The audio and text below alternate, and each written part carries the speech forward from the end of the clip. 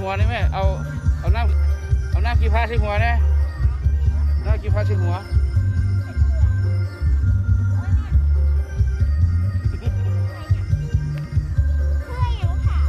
เอาก็เพื่อเป็นสิริมงคลเนาะอันนี้เป็นวัดทมิตร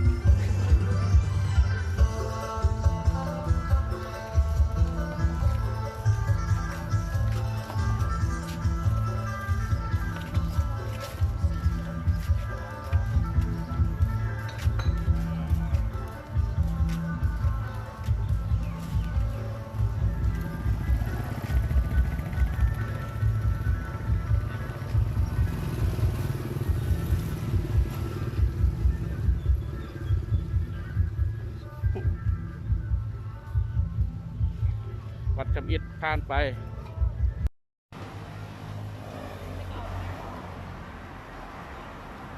อันนี้เป็นฮอดวัดที่สองแล้ว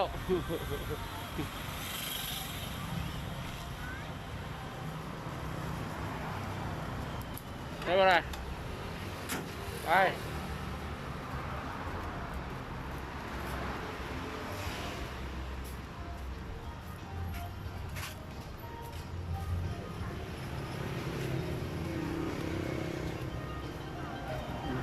ไม่ขาย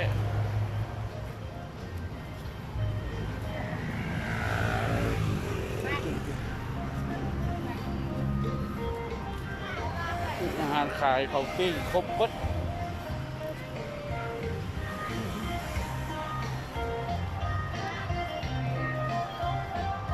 งานประเพณี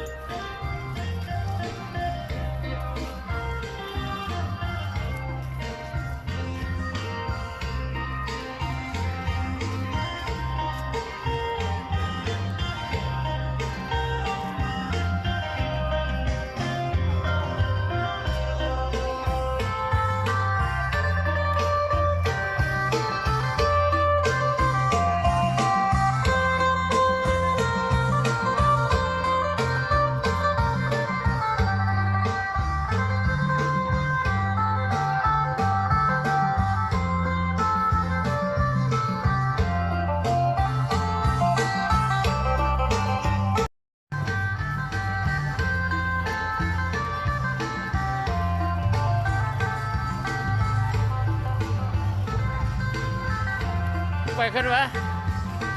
ขึ้นไปชิมดิก็ไปชิมดิ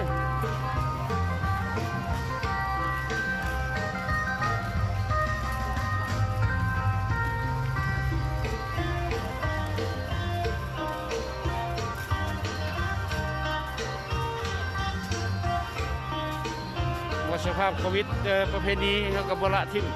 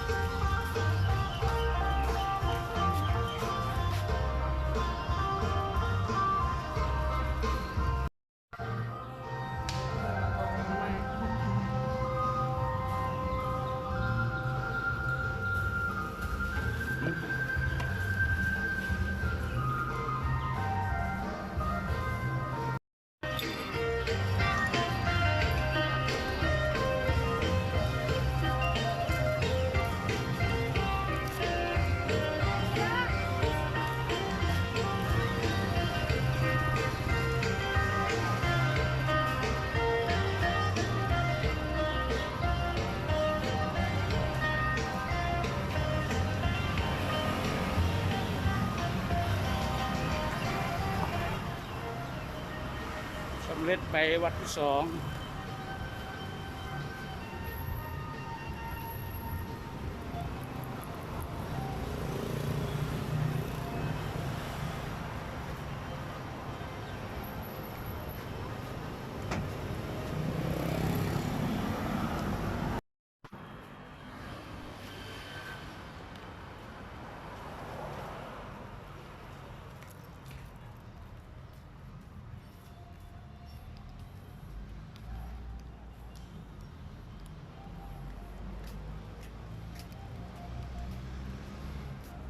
สาม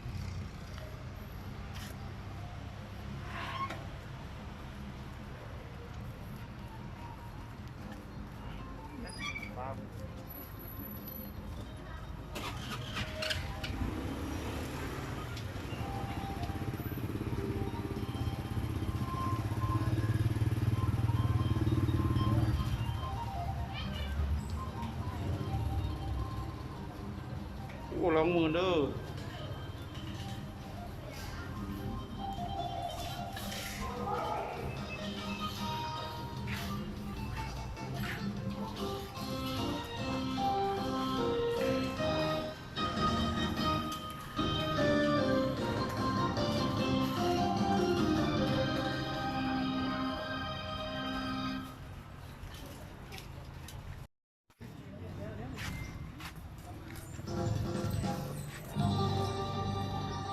ริเวณรอบๆวัด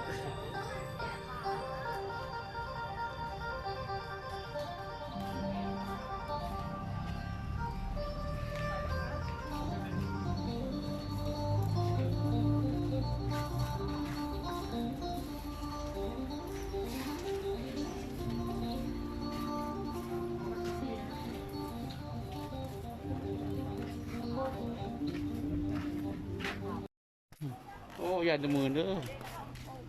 ไปเอาไปเวทเนาะก็จะใส่เวท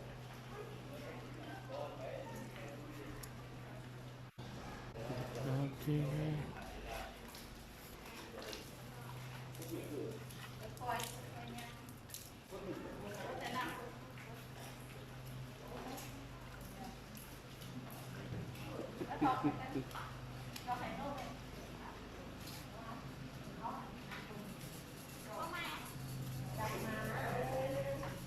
มือเด้อ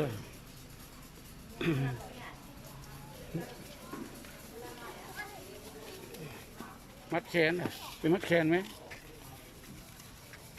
เอาบอลเส้นตู้อะไรจ้าละเพิ่นก็เดแขนให้เพิ่นมัดให้เอาไปบ่เดี๋ยวไปมัดไว้ปีใหม่ใบน้อยเนี่ย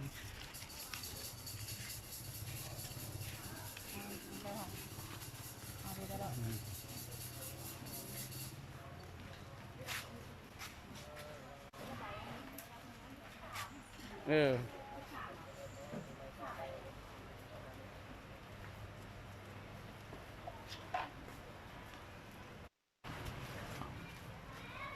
นใส่หีบไปเลย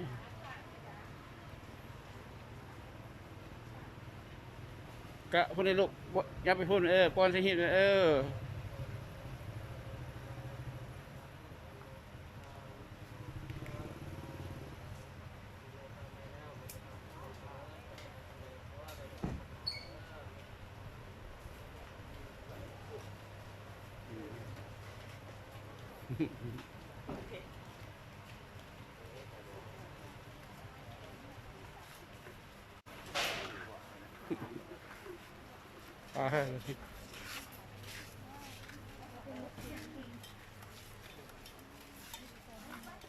เพราะเป็นมาตะกี้นี่มันเป็นหนองวัดนี่นะหนองแล้วมันมีสร้างไม่ยังมาตายนี่เลยนอนทั้งหลายนอนระบ้อนขึ้นมาเป็นแต่เพื่อนก็เลยว่ามาตะกี้ไปว่านอนบ้อนเลย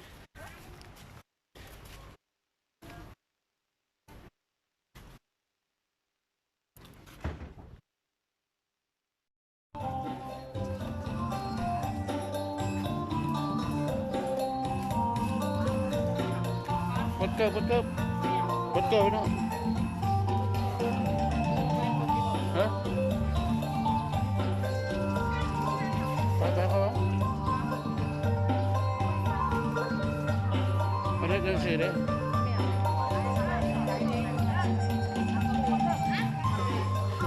กูบดก็ได้บ่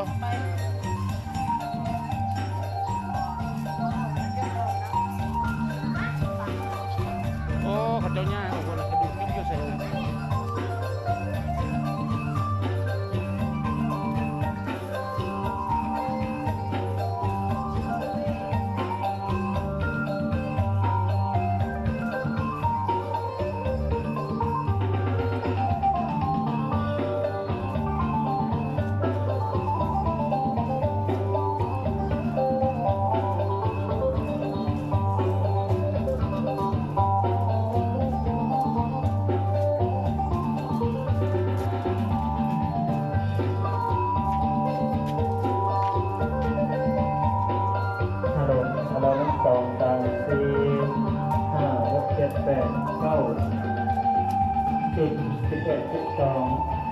สาน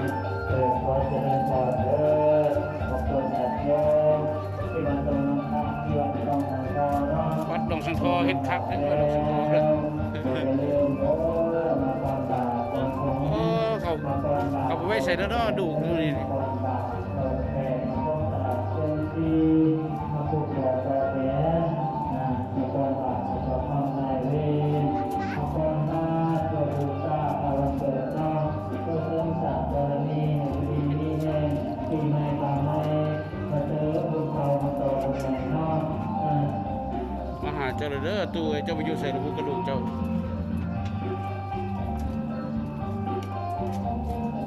ไป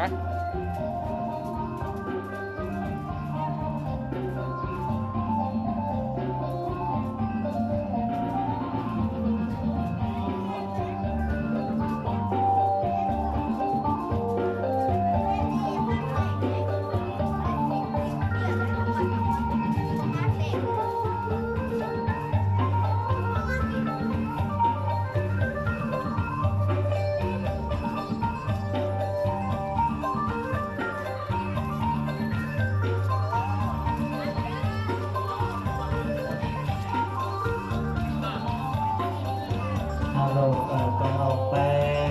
อย่าลืมเด้อกินน้ำปลาน้ำเด้อบอกว่าจะเป็นน้ำต้มน้ำตัดบักหุ่นก็มีเด้อการใดจะกินตัดบักหุ่นมีเติมกระเด็นพอเด้อตัดทำได้คนนักปวดเบาเนาะมีศึกษาเนาะห้องน้ำข้างหลังตัดบักหุ่นเด้อ โอ้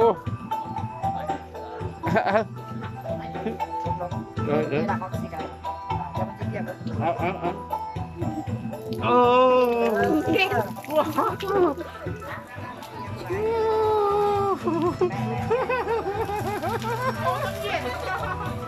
ก้มลงก้มลง